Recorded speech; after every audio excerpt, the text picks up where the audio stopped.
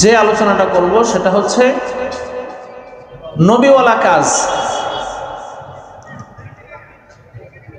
আমরা সমাজের মধ্যে অনেকে অনেক দিনই কাজ করে, সবাই যার যার কাজকে নবীওয়ালা কাজ বলে।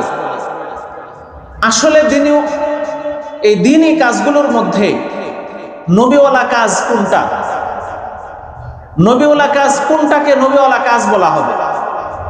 সম্মানিত হাজিরিন, নবীজি সাল্লাল্লাহু আলাইহি ওয়াসাল্লাম নবীওয়ালা কাজ করেছেন, অনেকগুলো দিনই কাজ করেছেন। নবীজি সাল্লাল্লাহু আলাইহি ওয়াসাল্লামের করে যাওয়া কাজগুলোকে নবীওয়ালা কাজ বলা হয়। অনেক কাজ করেছেন, অসংখ্য অগণিত নবীজি সাল্লাল্লাহু আলাইহি ওয়াসাল্লাম দিনই কাজ করেছেন, কিন্তু মৌলিকভাবে নবীজি সাল্লাল্লাহু আলাইহি ওয়াসাল্লাম 8টি কাজ করেছেন। উলামায়ে কেরাম, মুফাসসিরিনে কেরাম এই 8টা মৌলিক কাজকে নবীজি সাল্লাল্লাহু আলাইহি ওয়াসাল্লামের নবীওয়ালা মৌলিক কাজ বলে থাকেন। 1 নাম্বার কাজ, নবীজি সাল্লাল্লাহু আলাইহি ওয়াসাল্লাম, আল্লাহ রাব্বুল আলামিন নবীজিকে নির্দেশনা দিয়েছেন। 1 নাম্বার কাজ যে নবী আপনি আপনার উম্মতকে কোরআন তিলাওয়াত করে শোনাবেন। এটা আপনার 1 নাম্বার কাজ, কোরআন তিলাওয়াত করে মানুষকে, মুসলমানদেরকে শোনান।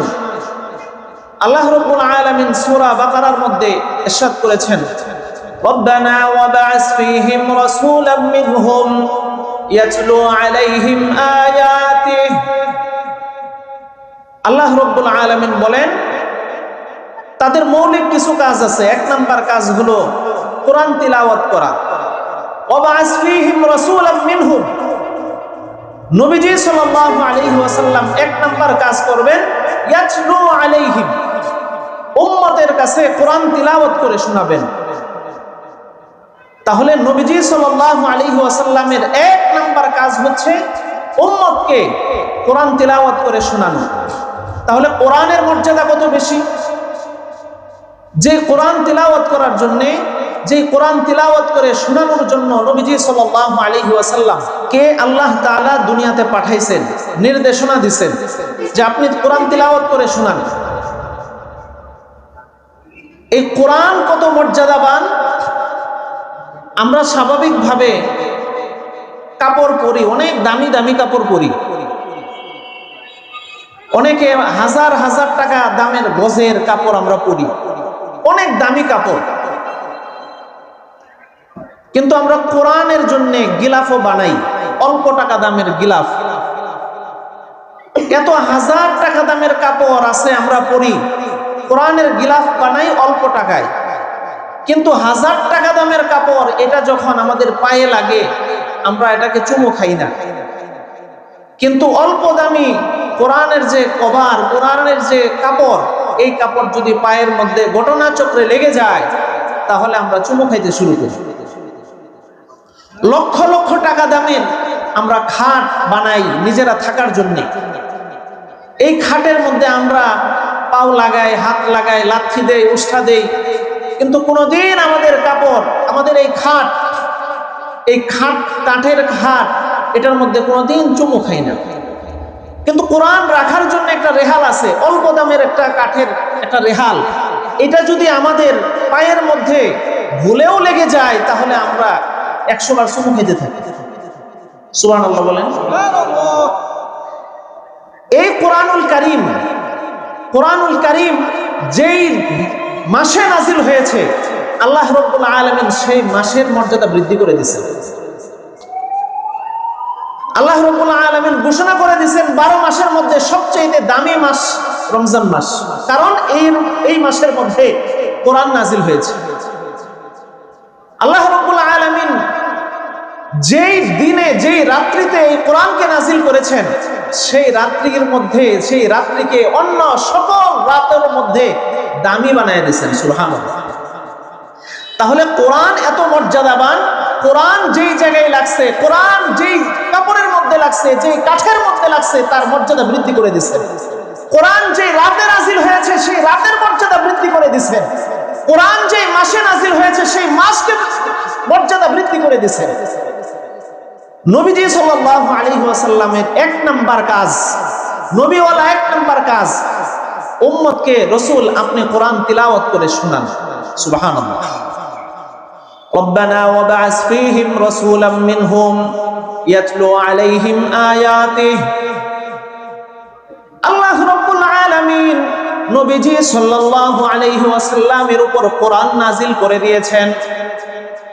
আর নবীজি সাল্লাল্লাহু আলাইহি ওয়াসাল্লামকে বলে দিয়েছেন, ও নবী, আপনার উপর আমি কোরআনকে নাজিল করে দিয়েছি, আর আপনার নবীওয়ালা এক নাম্বার কাজ হবে এই দামি কোরআনকে আপনি আপনার উম্মতকে তিলাওয়াত করে শোনাবেন। তাহলে এক নাম্বার কাজ হচ্ছে নবীওয়ালা কাজ কোরআন তিলাওয়াত করে শোনানো।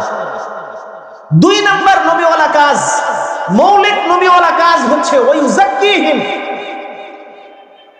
তাজকিয়ে নফস করা, অন্তরকে পরিশুদ্ধ করা। নবীজি সাল্লাল্লাহু আলাইহি ওয়াসাল্লামকে আল্লাহ রাব্বুল আলামিন বলে দিয়েছেন, নবী আপনার উম্মতের অন্তরকে আপনি পরিশুদ্ধ করে দিন। এখন আমাদের হক্কানি উলামায়ে কেরাম, হক্কানি পীর মাশায়েখ, তারা তাদের মুরিদদেরকে মুরিদ বানান, এরপরে তাদেরকে বিভিন্ন জিকির আজগার দেন, সবক দেন। ওই সবক আদায় করতে করতে, সোহবতে থাকতে থাকতে একটা সময় মুরিদদের অন্তর পরিশুদ্ধ হতে শুরু করে। নবীজি সাল্লাল্লাহু আলাইহি ওয়াসাল্লাম সাহাবায়ে কেরামকে কাছে রাখছেন, সোহবতে রাখছেন। তো নবীজি সাল্লাল্লাহু আলাইহি ওয়াসাল্লামের সোহবতের বরকতে সাহাবায়ে কেরামের অন্তরগুলো পরিশুদ্ধ হয়ে গেছে। আল্লাহ রাব্বুল আলামিন কোরআনে বলছেন, ক্বাদ আফলাহা মান তাযাক্কা, যার অন্তর পরিশুদ্ধ হয়ে গেছে সে সফলকাম হয়ে গেছে। নবীজি সাল্লাল্লাহু আলাইহি ওয়াসাল্লাম দুই নাম্বার নবুয়তি কাজ করেছেন, নবীওয়ালা কাজ করেছেন, তাজকিয়ে নফস। এক নাম্বার কাজ কোরআন তিলাওয়াত করে শোনানো, দুই নাম্বার হচ্ছে তাজকিয়ে নফস করা, তিন নাম্বার হচ্ছে ওয়ায়ুআল্লিমুহুমুল কিতাবা। নবীজি সাল্লাল্লাহু আলাইহি ওয়াসাল্লাম উম্মতকে কোরআন শিখিয়েছেন, হাতে ধরে ধরে সাহাবায়ে কেরামকে কাছে নিয়ে নিয়ে কোরআন তিলাওয়াত করে শিখাইছেন। নবীজি সাল্লাল্লাহু আলাইহি ওয়াসাল্লাম সাহাবায়ে কেরামকে কোরআনের তিলাওয়াত শিখাইছেন, সাহাবায়ে কেরাম তাবিঈদেরকে শিখাইছেন, তাবিঈরা তাবে তাবিঈকে শিখাইছেন। এইভাবে চলতে চলতে এখনো পর্যন্ত উলামায়ে কেরাম মাদ্রাসা প্রতিষ্ঠা করেছেন, মসজিদে কোরআনের ক্লাস চালু করেছেন। সেই নবুয়তি কাজ, নবীওয়ালা কাজ এখনো সমাজের মধ্যে চলমান আছে। তাহলে নবুয়তের কাজ, তিন নাম্বার কাজ হচ্ছে কোরআন তিলাওয়াত করে কোরআন শিখানো, হাতে কলমে শিখাইয়া দেওয়া। চার নাম্বার কাজ হচ্ছে ওয়ায়ুআল্লিমুহুমুল কিতাবা ওয়াল হিকমা, হিকমত শিক্ষা দেওয়া। উম্মতকে নবীজি সাল্লাল্লাহু আলাইহি ওয়াসাল্লাম হিকমত শিখাইছেন। হিকমত মানে কি? হিকমতের অনেক ব্যাখ্যা। এই হিকমতের ব্যাখ্যা, এখানে যে হিকমত, এই হিকমতের মানে হচ্ছে কোরআনকে, কোরআনের মধ্যে আল্লাহ রাব্বুল আলামিন কি বলেছেন, কি নির্দেশনা দিয়েছেন, কি বুঝিয়েছেন, কি ব্যাখ্যা দিয়েছেন, কিভাবে এই আমলটা করতে হবে, কি তর্জমা হবে, কি অর্থ হবে, কি ব্যাখ্যা হবে, এইগুলো শিক্ষা দেওয়া। নবীজি সাল্লাল্লাহু আলাইহি ওয়াসাল্লাম সাহাবায়ে কেরামকে এই শিক্ষাটা দিয়েছেন। তাহলে নবীজি সাল্লাল্লাহু আলাইহি ওয়াসাল্লামের নবুয়তি মৌলিক কাজ 8টা, তার মধ্যে এক নাম্বার হচ্ছে কোরআন তিলাওয়াত করে উম্মতকে শোনানো, দুই নাম্বার হচ্ছে তাজকিয়ে নফস করা, অন্তর পরিশুদ্ধ করা, চার নাম্বার কোরআন শিখানো, পাঁচ নাম্বার, চার নাম্বার, তিন নাম্বার কোরআন শিখানো, আর চার নাম্বার হিকমত শিক্ষা দেওয়া। নবীজি সাল্লাল্লাহু আলাইহি ওয়াসাল্লামের মৌলিক 8 কাজের 5 নাম্বার কাজ হচ্ছে দাওয়াতের কাজ করা, মানুষকে ইসলামের দিকে আহ্বান করা। আল্লাহ রাব্বুল আলামিন কোরআনুল কারীমের মধ্যে বলেছেন, উদউ ইলা সাবিলি রাব্বিকা বিল হিকমাতি ওয়াল মাউইযাতিল হাসানাহ উদউ ইলা সাবিলি রাব্বিকা বিল হিকমাহ। ও নবী, আপনাকে আমি অনেকগুলো মৌলিক কাজ দিয়েছি, আপনাকে অন্যতম একটা মৌলিক কাজ দিলাম, আপনি মানুষকে দাওয়াত দিয়ে আল্লাহর পথে, আমার পথে নিয়ে আসেন। 5 নাম্বার কাজ দাওয়াত দেওয়া, মানুষকে মসজিদমুখী করা, নামাজমুখী করা, ঈমানমুখী করা, ভালো কাজের দিকে আহ্বান করা। এটা হচ্ছে নবীজি সাল্লাল্লাহু আলাইহি ওয়াসাল্লামের মৌলিক কাজের 5 নাম্বার কাজ। 6 নাম্বার কাজ, মৌলিক কাজ তাবলীগ করা। আল্লাহ তাআলা বলেন, ইয়া আইয়ুহার রাসূল বাল্লিগ মা উনজিলা ইলাইকা মির রাব্বিক। নবী, আপনার কাছে আমি একটা কোরআন নাজিল করেছি, সেই কোরআন আপনি মানুষের কাছে পৌঁছায়া দেন, তাবলীগ করেন, তাবলীগের কাজ করেন। এটা আপনার মৌলিক একটা কাজ। গাড়ি নিয়ে দৌড়াইতে হবে এই তাবলীগ, এখানে শুধু গাড়ি নিয়েই তাবলীগ এটা উদ্দেশ্য না, বরং গাড়ি নিয়ে চলা এটাও তাবলীগ। অন্য যে কোনো ভাবে আপনি রিকশা দিয়ে যাচ্ছেন, রিকশাওয়ালাকে আপনি একটা দিনের কথা পৌঁছায় দিলেন তার কাছে। আপনার দোকান করতেছেন, দোকানে একজন কাস্টমার আসছে, আপনি তাকে দিনের কথা একটা শোনায় দিলেন, এটাও তাবলীগ। 6 নাম্বার কাজ তাবলীগের কাজ করা। 7 নাম্বার মৌলিক কাজগুলোর মধ্যে 7 নাম্বার কাজ হচ্ছে জিহাদ ফি সাবিলিল্লাহ করা, আল্লাহর রাস্তায় যুদ্ধ করা, কাফের বেঈমানদের বিরুদ্ধে যুদ্ধে অবতীর্ণ হওয়া। আল্লাহ রাব্বুল আলামিন বলেন, ওয়াজাহিদু ফি সাবিলিল্লাহি হাক্কা জিহাদি। ও রাসূল, আপনি যুদ্ধ করেন ইলাহি কালিমাতিল্লাহর জন্য, দ্বীনকে প্রতিষ্ঠার জন্য, কুফরকে ধ্বংস করে দেওয়ার জন্য, আল্লাহর জমিনে আল্লাহর দ্বীনকে প্রতিষ্ঠা করার জন্য আপনি যুদ্ধে অবতীর্ণ হয়ে যান। 7 নাম্বার মৌলিক কাজ। নবীজি সাল্লাল্লাহু আলাইহি ওয়াসাল্লাম অনেকগুলো যুদ্ধের মধ্যে সশরীরে অংশগ্রহণ করেছেন। কিছু যুদ্ধ সাহাবায়ে কেরামকে পাঠিয়ে দিয়েছেন, সাহাবায়ে কেরাম যুদ্ধ করেছেন, তাবেঈনরা যুদ্ধ করেছেন, জিহাদ করেছেন। এখন তো যুদ্ধের নাম কইলে জঙ্গি খালি নাম হয়। ওই হুজুর যুদ্ধ কয় মানে জঙ্গি, কথা ঠিক না বে ঠিক? বলেন বলেন। মসজিদে গেলে, মসজিদে যদি ইমাম সাহেব, খতিব সাহেব যুদ্ধের আলোচনা করেন, জিহাদের আলোচনা করেন, তাহলে সভাপতির চেহারা খারাপ। সভাপতি চিন্তা করে কি এক গ্যাঞ্জাম লাগায় কে জানে। জিহাদের আলাপ করতেছে মানে জঙ্গি, তার সাথে তালেবানের সম্পর্ক আছে, আইএসের সম্পর্ক আছে, কথা বলেন ঠিক কিনা? অথচ নবীজি সাল্লাল্লাহু আলাইহি ওয়াসাল্লামের 10 বছরের জিন্দেগি জিহাদের জীবন। 10 বছর নবীজি সাল্লাল্লাহু আলাইহি ওয়াসাল্লাম জিহাদের ময়দানে কাজ করেছেন। 8 নাম্বার নবীজি সাল্লাল্লাহু আলাইহি ওয়াসাল্লামের মৌলিক কাজ দ্বীন প্রতিষ্ঠা করা, ইকামতে দ্বীন করা, ইসলামী হুকুমত প্রতিষ্ঠা করা।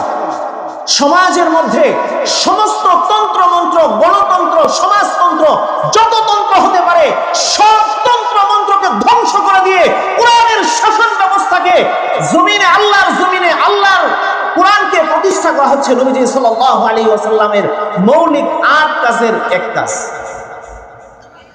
আল্লাহ রাব্বুল আলামিন কোরআনুল কারীমের মধ্যে বলেছেন, হুয়াল্লাযী আরসালা রাসূলাহু বিল হুদা ওয়া দীনিল হাক্কি লিইয়ুযহিরাহু আলাদ দীনি কুল্লিহি ওয়া কাফা বিল্লাহি শাহীদা। আল্লাহ তাআলা বলেন, হুয়াল্লাযী আরসালা রাসূলাহু, আল্লাহ রাব্বুল আলামিন তার একজন রাসূল পাঠাইছেন, ওয়া দীনিল হক, বিল হুদা ওয়া দীনিল হক, 2টা জিনিস দিয়ে পাঠাইছেন। কয়টা? আওয়াজ করে বলেন কয়টা? 2টা জিনিস দিয়ে পাঠাইছেন। একটা হুদা, হেদায়েত, 2 নাম্বার দ্বীনে হক, সত্য ধর্ম। আওয়াজ করে বলতে হবে কয় জিনিস দিয়ে পাঠাইছেন? আওয়াজ করে বলেন, আরো জোরে মুসলমানের আওয়াজ দিয়ে বলেন কয়টা? 2টা জিনিস দিয়া আল্লাহ রাব্বুল আলামিন নবীজি সাল্লাল্লাহু আলাইহি ওয়াসাল্লামকে পাঠাইছেন। 1 নাম্বার হুদা, হেদায়েত দিয়ে, 2 নাম্বার দ্বীনে হক দিয়ে। কেন পাঠাইছেন এই দুইটা জিনিস দিয়ে? আল্লাহ তাআলা বলেন, হুয়াল্লাযী আরসালা রাসূলাহু বিল হুদা ওয়া দীনিল হাক্কি লিইয়ুযহিরাহু আলাদ দীনি কুল্লিহি ওয়া কাফা বিল্লাহি শাহীদা। হুয়াল্লাযী আরসালা রাসূলাহু, আল্লাহ রাব্বুল আলামিন তার রাসূলকে দুনিয়ার জমিনে পাঠিয়েছেন দুইটা জিনিস দিয়ে। এক নাম্বার হলো হেদায়েত, দুই নাম্বার হচ্ছে দ্বীনে হক। লিইয়ুযহিরাহু আলাদ দীনি কুল্লিহি, যত রকমের তন্ত্র মন্ত্র আছে, যত রকমের গণতন্ত্র আছে, যত রকমের সমাজতন্ত্র আছে, যত রকমের মানুষের ব্যবস্থা, মানুষের তৈরি করা তন্ত্র আছে, শাসন ব্যবস্থা আছে, সবগুলো শাসন ব্যবস্থার উপর এই দ্বীনে হককে আল্লাহর নবী প্রতিষ্ঠা করবে। এই দুইটা জিনিস নবীজি সাল্লাল্লাহু আলাইহি ওয়াসাল্লাম প্রতিষ্ঠা করবেন। এক কথায় ইসলামী হুকুমত প্রতিষ্ঠা করবেন, সমাজের মধ্যে ইসলামী হুকুমত প্রতিষ্ঠা করবেন। আজকের সমাজের মধ্যে ইসলামী হুকুমত আছে? বলেন বলেন, আছে? ইসলামী হুকুমত নাই।